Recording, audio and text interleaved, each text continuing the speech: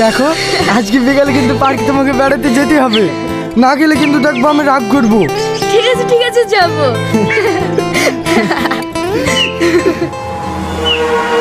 এই তুই রাস্তা রাস্তায় কি করে বেড়াচ্ছি? দুদিন পরে বি ড্যাং ড্যাং করে ঘুরে বেড়াতে লজ্জা লাগছে না? আরে তোর ছেলের কোনো দোষ নাই, যত দোষ আমার মেয়ের। আমার কোনো কথা শোনে নাকি? তোর মেয়ের কোনো দোষ নাই, যত দোষ আমার ছেলির। কি রে ফেল ফেল করে কি তাকাছি? যা বাড়ি যা। আর শোন, আমি ড্যাঙা বাটে যাচ্ছি, তাড়াতাড়ি খাবারটা নিয়ে যাস। ঠিক আছে। এই শিয়ানা ছেলে কেউ এইভাবে বকে? বলবো না, কিসের লাগি বলছি তুই তো ভালোভাবে বুঝতে পারছি।